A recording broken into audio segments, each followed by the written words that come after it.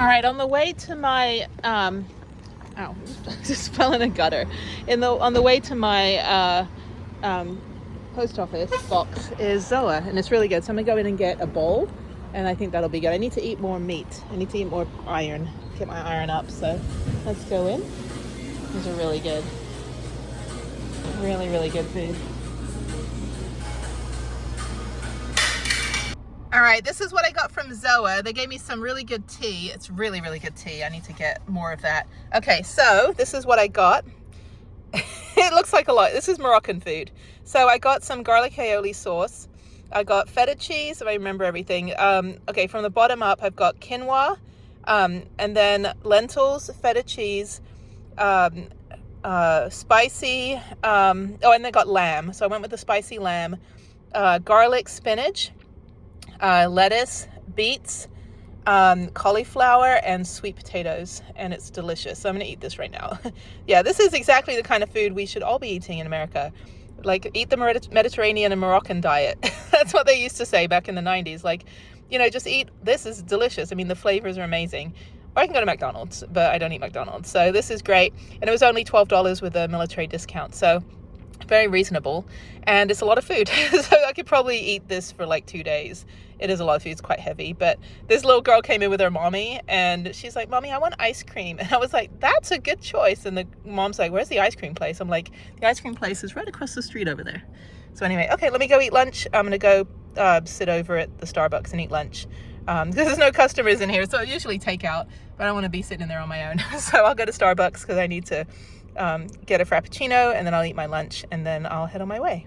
All right, it's about 2:30. It is emanating heat, and there's a farmer's market over here.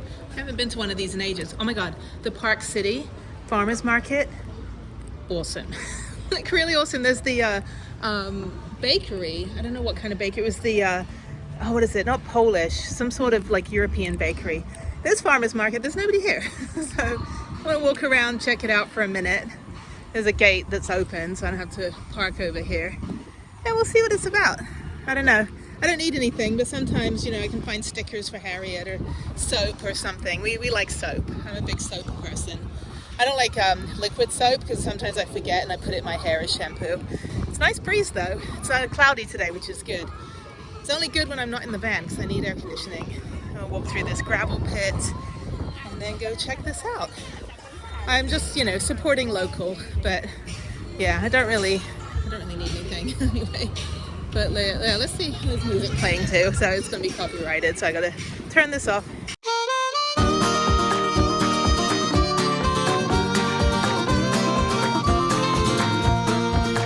So I always do a lap before I decide to buy anything.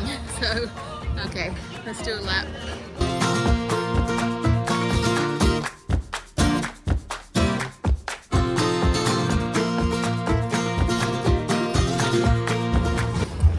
Alright, it looks like they're just setting up.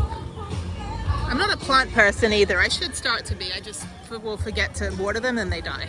Okay, then they've got over here, they've got some of these, and then they've got some bread and treats, which look really good. This is a great farmer's market. These are all things I actually would buy. I think I'm going to go back and get Harriet a notebook from back there, which I think is awesome. And then they got fruits and vegetables, and then some food trucks. So pretty cool. Okay. Let's go back because I got to get going. It's very hot. I got to go to the supermarket, grab some water, and then let's see. They got zucchini bread. Looks pretty good. Good. How are you? Okay, I was just laying there. Very cute. They got little chicken nuggets. It's cute. It's like the emotional support chickies and stuff. They're really cute. Okay, let's go find the notebook lady. Notebooks. I don't know where she is. I just saw her. All right, this is what I'm looking at. These are really cool. These are cool sketchbooks. This cactus looks like a heart. Frida Kahlo, a heart, and a heart with a cactus. So very cute. How much are the notebooks? Excuse me? How much are these? 15. 15? Okay. All right, so it's between this one. I think I'm gonna get her this one. This is pretty cool, so we'll do that. All right, success. I bought something. So, yeah, I gotta get going. So I'm gonna head out I'm gonna go this way. Okay, it's hot. It's too hot for me to be outside. I don't like the sun. All right, but I got a really cool notebook for my daughter, so she'll be drawing in that tomorrow. It's got good, like, I'm always about like interesting paper, because she uses like professional pens that I got her, like markers and stuff. But sometimes when she just draws on like regular, you know, photocopy paper, she complains that it bleeds through. So I had to get her special, like, you know, paper for the alcohol-based markers and blah, blah, science, all science. So anytime I get sketchbooks that have handmade paper in it, she really likes doing that. It's better for her pencil art, for her shading and stuff. I'm not arty anyway. Oh, it's hot. Okay, let me go supermarket and then I'm gonna go home. And I'm done for the day. It's already like almost 3. All right, if you want a motorhome with an 18-wheeler on the front, what the hell? This is Spacecraft MFG. I'm gonna have to look it up. That's nuts. I mean, I get that I'm in Texas, but come on. What the hell? Who lives in that? Seriously. What the hell? It's like a motorhome on like steroids. Although I'm gonna say there's probably a carnival ride, although it has awnings. Maybe that's like a Spacecraft, the ultimate impersonal space. Okay, it's from Maine. I'm gonna look it up. I don't think they're carnies. I don't think they're carnival people. I think that's a real home.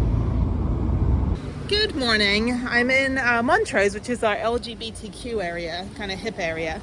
I'm going to Pavement, so I'm going to go see if they have any really cool, well, anyway, they have like outdoor gear, because I got that Lululemon jacket that was worth $200 for like $30. So this is a thrift store. Very, very cool. Ooh, it's cold in here. Yeah, so let me see if they have, there's music playing, but yeah, an array of jean jackets. And let me see if they've got anything. These are cargo pants. Those are pretty good. And it's all super cheap. So let me see if they've got some gear I could have for Montana. Yeah, like here, like the 80s jackets. Okay, let me take a look. Yeah, these are all, like, some of these are name brand and they're super cheap. So let me look around, get a few things, and then that's it. Good morning. I'm in a hotel. So I'm by the airport because it's just easier. Even though I have a 2:45 p.m. flight, which is actually quite nice. I slept until 8. It's about 8:45 now. Just took a shower. So I'm just packing my spirit bag, which is also the bag I took to Africa. And actually, this is a pretty mighty little bag here. I'm able to fit quite a lot in there. So yeah, just sorting out all my stuff. I've got my own pillows. I'm the girl that brings my own teapot and my own pillows to the hotel. Yeah, these ones are like, they're literally like building blocks. They're not very comfortable. I like the square pillows. I think they're helpful, but I much prefer my own pillow. But anyway, so yeah, so I'm leaving to go to Vegas, and then I'm going to Utah, and then I'm not coming back here for 3 weeks. So it's going to be great. Eventually I'll get up into Salt Lake City. I planned a whole trip through Utah to some places I haven't been and a couple places that I have, but I've been to St. George a bunch of times, but I haven't done some of the hikes that I'm doing. I'm also going to do barrel roll, which is barrel roll. It's a hard word combination. That's going to be mountain biking. I don't think I can get to Gooseberry Mesa. I don't think I can get down that road. I'm not going to try. If I go on the washboard roads, I get a weird rear axle noise. It's like the meme that says, like, you know, your car will never make that noise for the mechanic. That's your special noise. They only make that noise for you. So yeah, then after that, I'm heading into just kind of making my way up the road to Salt Lake City over the next like 3 weeks. The Big Sky doesn't open until June 14th. Brian Head doesn't open till end of June. Deer Valley doesn't open till June 20th. So it'll be good just to have the 2.5 or so, 3 weeks to get to Salt Lake City. Then I'll just park up at the airport there, which costs really nothing. It's pretty cheap. So I'll be gone for the weekend and come back. And then I've got 2 weeks, 2 weeks, and 2 weeks, you know, through till August, which is fine. Then just flying in and out of Salt Lake City and just staying up in Montana. That's kind of the plan. So when I fly back, it's a 55-minute flight from, sorry, this is just, I'm not showing me because I'm in a towel. But yeah, it's 55 minutes from Salt Lake City to Vegas. And then I usually have like a 3 to 7 hour layover, which is fine. I can just work on my computer there. No point leaving the airport in Vegas. It's just way too expensive. Although I could just take the Hampton Inn shuttle and go hang out in my van for 7 hours. Actually, no, my van wouldn't be there, would it? No. Go hang out at the Hampton Inn for 7 hours and take the shuttle back. I could do that. I gotta sneeze. Oh my God. I'm allergic to Houston. Anyway, so yeah, I mean, now that I can just take the Hampton Inn shuttle, although it takes sometimes 45 minutes to wait for the shuttle, but if I have a 7-hour layover, I'm going to leave the airport, go to the Hampton Inn, hang out for 20 minutes, and then go back to the airport. I don't know what I'll do. I'm not fancy enough to be in any of the lounges. But anyway, okay, so let me just tidy up, get everything packed. I did my laundry here last night, which was great. Just really relaxing to just kind of be close to the airport and not have to drive an hour. Right now I can just go like 10 minutes, and then I'm gonna go park the car at the Holiday Inn, take the shuttle over at about 11. I don't have to be at the airport really until noon. It's just super easy to like just walk into the Spirit area and just get on the plane. So the plane boards at 2. So if I get to the airport by noon, I should be fine. So I got a little bit of time. I got to run over to UPS, print some stuff out, get some stuff notarized, and then I might just do that and come back. Yeah, and then just load up the car. All right, happy, joy. I'm going to the airport. Okay, let's get the hell out of frickin' Houston. I'm done with this place. I don't have to be here for 3 more weeks. Happy about that. I'm gonna hit a car. Hang on a minute. What are you doing, dude? Get out of here. Me, not everyone else. Everyone else can stay. I don't want any of these people driving like that in other places of the country. I swear, Houston is just getting hotter and busier every single day that I'm here. And when you're gone for like a week or 2, you really notice the differences. Like when you don't see somebody for a while, you can notice, changes if there are changes. But yeah, this sucks. I'm like, it's just too hot. I've got the AC on blast and it's still like not getting cold. Okay, so I've got about a 28-minute drive to the Holiday Inn, and then a 10-minute shuttle over to the airport, and then I leave at 2. I board at 2. So I'm just going to sit at the airport, work on my computer. I just went to UPS. I had to get something notarized and printed out. They're very, very nice over there. And I asked the lady, I said, so yeah, like if somebody, like forges a notary, like forges somebody's signature or coerces someone into signing something that they don't want to sign, like Jeff's mother, is that illegal? And the Indian woman was just in shock. She's like, oh, that's very illegal. That's so illegal. You'll go to prison for that. And all the other guy that's working there is like, oh man, that's a felony. And I was like, thank you for validating the shit that his mother did. We're still dealing with it. I'm still waiting for LAPD to get back to me. Hopefully by the time this video comes out, sometime in July at this point, that we've got it all resolved. We have until August to get him out of the lab. They're not doing anything on him until August, so I got to accelerate it. When I get out of here, when I'm back in Vegas today and tomorrow I'll be in Vegas just finishing things up, and then I will go ahead and make some calls while I'm still in like a city, and then I'm getting out to St. George tomorrow night, so it'll be really, really good. Get out of there. Yeah, it'll be a nice drive. It's only 140 miles, only like just over, maybe almost 2 hours. So it's a really nice drive. I'm going to drive in the evening when it's not so hot. That's also the other reason why. And because it is quite warm in St. George, but then it's half the temperature in Zion, like, 30 minutes away because of the elevation. So, yeah, so it's best if I leave in the evening, and then I'm just going to go to Santa Clara, which is right next to St. George, and there's BLM out there, which is where Mark and I boondocked last year when he was in his Tacoma, and it was freezing cold. So we actually camped out in my van because we watched the Goonies on my little iPad video thing, and then we just like, we're just friends, obviously, nothing else, but yeah, so we just like, we're just freezing in my van. I'm like, it's so cold, and he had a rooftop tent. I'm like, I cannot, like humanitarian, like, crisis, I can't let you stay in a rooftop tent when it's like 42 degrees outside. Not even, it was colder than that. But anyway, but he's got the big snack pack rig, which is pretty awesome. I made it out of Lego for him because I was bored one day when I was packing up my house. I'm like, I'm gonna build this out of Lego. So I got way too much Lego. Anyway, it was funny. He still has it in the van or in his rig. But I do that stuff. I build stuff for people. Like, I'm like, I will build your rig. So anyway, yeah, I need to get out of this traffic. Oh, I'm gonna be so glad to get out of humidity. You have no idea. This is just destroying my soul. I can't stand it. And like, I don't want to spend all day indoors just because you can't go outside. Like, all the other inclement weather, rain, you know, tornadoes, hurricanes, snow, all of that stuff is fine. I'll go outside if I have to, but not humidity. I just can't breathe, and it ruins, let me get over here, it ruins my, sorry, I'm going over 7 lanes. It ruins my contacts, it ruins my lungs, it makes my back sweaty. Nothing's worse than having a sweaty back.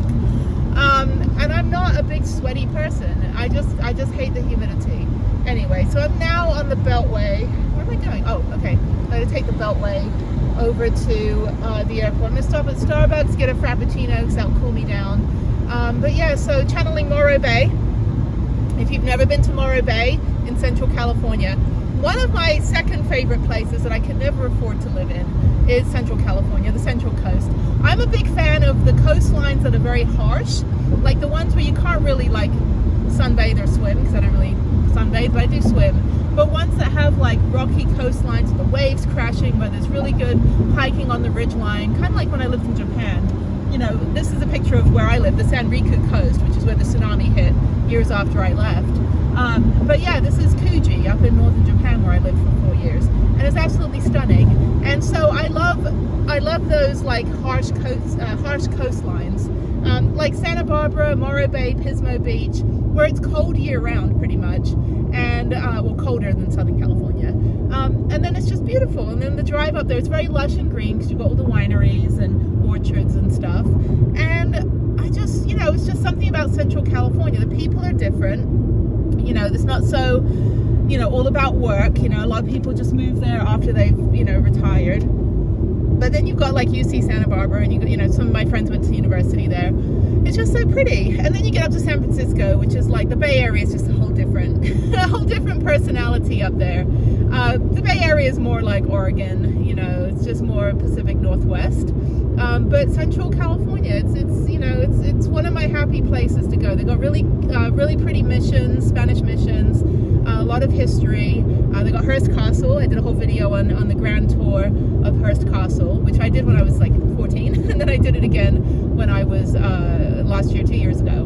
But I've been there a few times. And then they've got the seals, the elephant seals. I also did a video on that. And there's a whole bunch of other stuff. So yeah, there's a whole series from 2 years ago, around this time, like the summer of 2 years ago, where you can just see all of the Central Coast that I did up there. And the boondocking wasn't difficult. I had no problem staying in Ventura, no problem finding parking overnight in Santa Barbara, no problem, you know, even in the Pismo Beach area. I just parked outside an apartment right by the freeway off-ramp. That was fine. So, oh, where am I going? I'm going to Starbucks. I'm just automatically going to the airport, but I need to get something to drink. I want to buy it here before I get to the airport because it's cheaper. So again, offset the cost of travel. I got to turn around. I missed the exit. I don't even know this part of town. This is like the North Beltway. It's all like industrial. Industrials, Full Brick, Windfern Road. Yeah, it's all like factories up here. I don't live up here. I've never lived up here. I've either lived in Spring, which is like the Woodlands, North Houston on the 45. That's the house that washed away in the hurricane. Or I've lived in Katy, which is 30 miles west. Or I've lived inside the Loop, you know, a couple miles from downtown. I've never lived over here. It's not a lot of stuff. You can't walk anywhere here. That's the other thing too. I'm enjoying, you know, the fact that I'm going to go to a, you know, I'm going to go to places where I can walk around the little downtown areas. You know, like Telluride's great. You know, Telluride though, there's a lot of mosquitoes. When I parked up at the free campsite, there were a ton of mosquitoes, which is kind of weird. But I'm getting off the Beltway. Sorry, this whole video is just me babbling. All the videos are me babbling.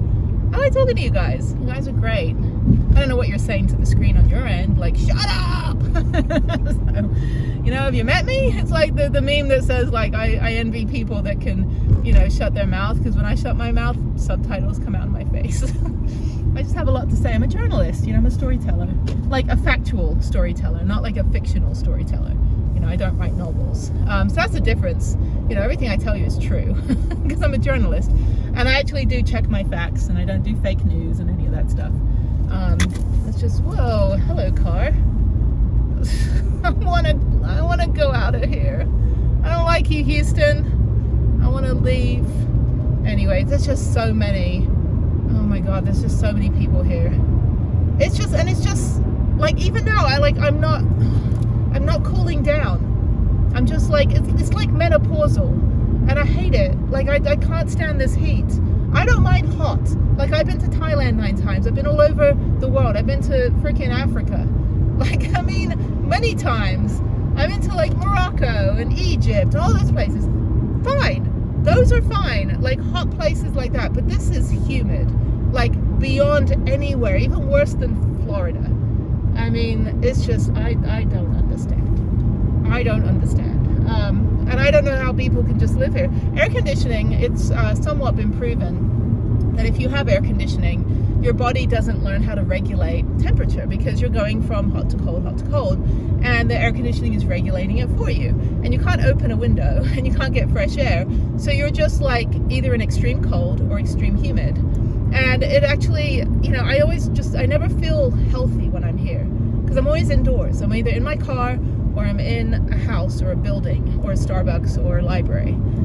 And I never get fresh air here. And when I step outside, I just walk sideways like a crab and just bitch and complain about it the whole time. So I'm like, this is the worst day of my entire life, every minute that I'm in Houston. And of course, you know, I have to be here because we have a geographic restriction and, you know, with my custody and stuff.